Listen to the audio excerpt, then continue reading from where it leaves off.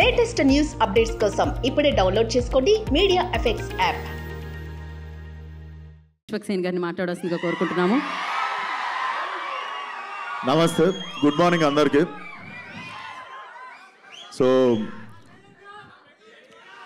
Good morning అందరికీ. Firstly సినిమాని support చేయడానికి వచ్చిన మీడియాకి thank you so much. And అలాగే సినిమాని సపోర్ట్ చేయడానికి వచ్చిన హీరో అనిల్ రావుపూడి గారికి,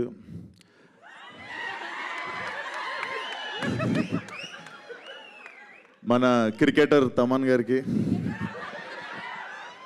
thank you so much. And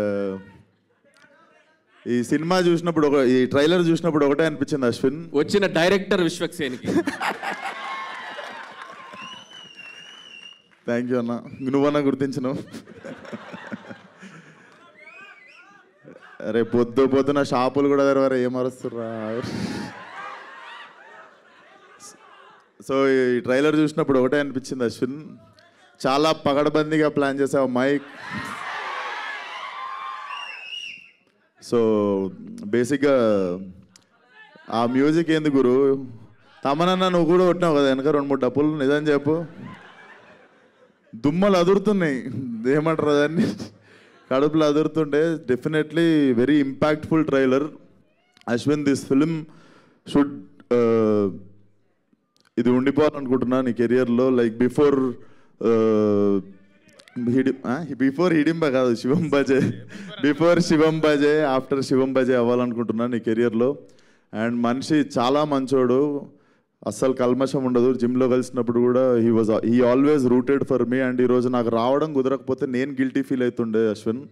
so this film should create a new mark in your career. And trailer కూడా చాలా ఇంపాక్ట్ఫుల్ అనిపించింది. అండ్ డెఫినెట్లీ అందరు చెప్పినట్టు ట్రైలర్ చూసినప్పుడు నాకు కూడా అనిపించింది there is some power behind this అని చెప్పి. సో అది శివుడు అనుకుంటున్నా.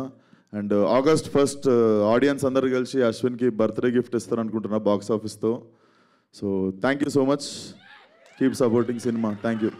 Thank you so much. Same question శివుడు, ఆయన మాట్లాడినారు, ఆయన స్పీచ్ కొంచెం హోల్డ్ చేస్తున్నారు అనమాట.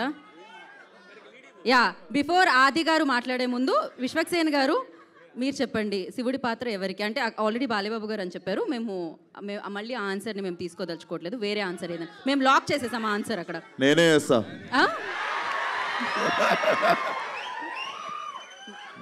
బాగుంటుంది, ఖచ్చితంగా ఉగ్ర రూపమే పెట్టాలి అక్కడైతే. ఓకే, సో శివుడు అనగానే మీకు లైక్ ఏం గుర్తొస్తుంది? అండ్ మీ లైఫ్లో జరిగిన? నాకు డెఫినెట్లీ గామి గుర్తొస్తుంది. ఎందుకంటే నేను వారణాసిలో ఒక 15 రోజులు అఘోరా పాత్రలో తిరుగుతుండే. అప్పటికి ఇంకా ఫలక్నామా దాస్ రిలీజ్ కాలేదు. ఈ నగరానికి ఏమైంది, రిలీజ్ అనౌన్స్మెంట్ అయింది అంతే. సో అప్పటికి ఇంకా మనం అక్కడ పోనీ అక్కడ ఉండే కొంతమంది తెలుగులో కూడా గుర్తుపట్టడానికి స్కోప్ లేదు కదా. చాలా రోజులు నేను నిజంగా అఘోరాని అనుకొని చాలామంది వచ్చి భిక్ష చేసిరు నాకు. నవ్వే మ్యాటర్ కాదు, బేసికల్లీ అక్కడ చాలామంది అఘోరాలను చూస్తుండే నేను. So they believe me, it was very emotional. ఆ టైంలో కొంచెం ఒక జోన్లో ఉండే. So that 15-16 days remind me. So Bam Bholenath. Seriously మీరు ఆ సినిమాకి చాలా కష్టపడ్డారు, అంతే మంచి అప్రిసియేషన్ కూడా రావడం జరిగింది.